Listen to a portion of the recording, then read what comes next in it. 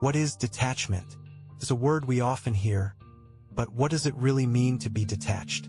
Is it shutting people out, turning cold, or walking away? Or could it be something softer? A way of holding space for ourselves and others without getting lost in the mess? Imagine you're watching a movie. You're deeply invested in every twist and turn, feeling every emotion as if it's happening to you. Now, imagine you take a step back, watching the same story unfold but from a quiet distance. You still see it clearly. You still care, but you're not overwhelmed. That's a glimpse of detachment.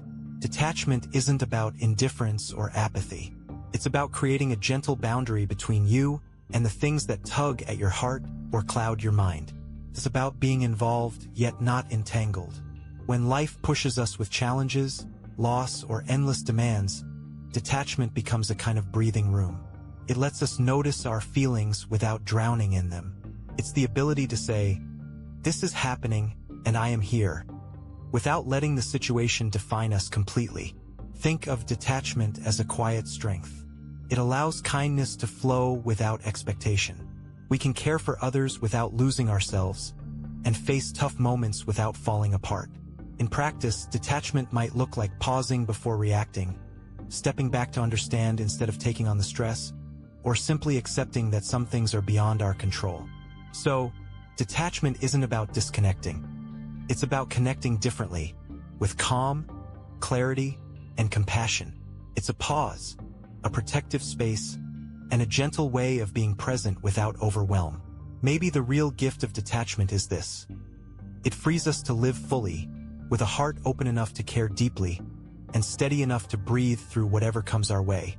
Have you ever noticed how sometimes, the more you try to let go of something, the tighter it seems to cling to you?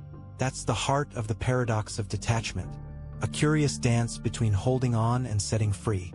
Imagine you're at a beautiful beach, watching the waves pull back, only to return again and again. Detachment feels a bit like that.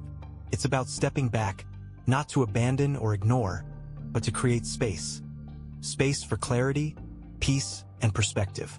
But here's the catch. True detachment isn't about shutting down your feelings or distancing yourself completely.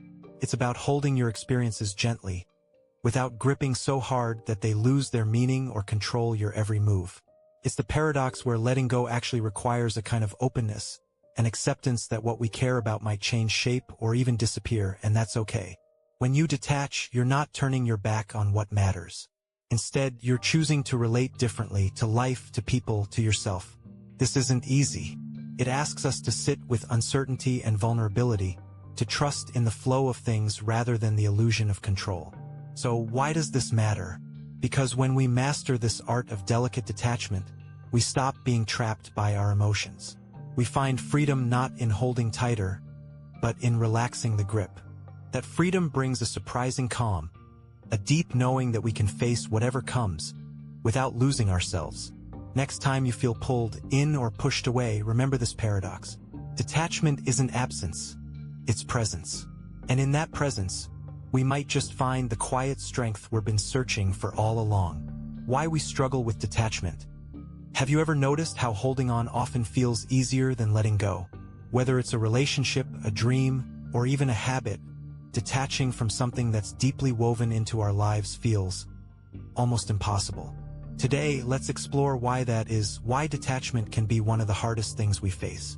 At its core, detachment demands a kind of surrender. And surrender isn't just about giving up, it's about confronting uncertainty. When we hold on, even if it hurts, we cling to a familiar story, a sense of control. Letting go forces us into new, unpredictable spaces where nothing feels secure. That's scary, but it's more than fear. We struggle with detachment because our emotions are tangled. Love, hope, regret, they all mingle, sometimes fighting each other inside us. A part of us mourns what was, while another part tries to protect what could have been. It's like trying to step forward while your feet are stuck in quicksand. And there's the identity piece too. So much of who we believe ourselves to be lives in what we cling to. Our relationships, possessions, roles, they shape our story. When we try to detach, it can feel like losing a part of ourselves. But here's the quiet truth. Detachment isn't about erasing your past or shutting off feelings. It's about creating the space to breathe freely again. It's allowing yourself the grace to walk away, not because you don't care, but because you care enough about your own peace to move forward. So next time you find yourself wrestling with detachment, remember it's not a weakness. It's the beginning of a new chapter, written with courage and kindness toward yourself. Holding on isn't always strength.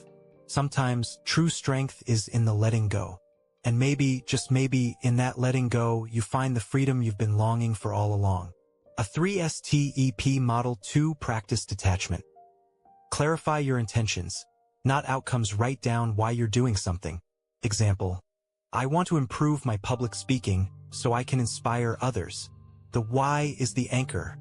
The applause is a variable that may or may not happen. Set process-based goals instead of give a flawless presentation. Set a goal like deliver at least 3 stories with clear transitions. This keeps you in control of what matters most, regardless of external reaction. Create an outcome-free buffer before you start a task. Pause and ask, what if the result is not what I expected? Visualize that scenario calmly. By rehearsing the what if, you reduce anxiety when reality diverges from expectation.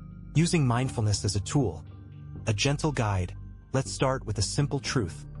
Life often rushes past us, filled with noise, distractions, and a to-do list that seems never-ending. It's easy to feel overwhelmed, stressed, or just plain disconnected.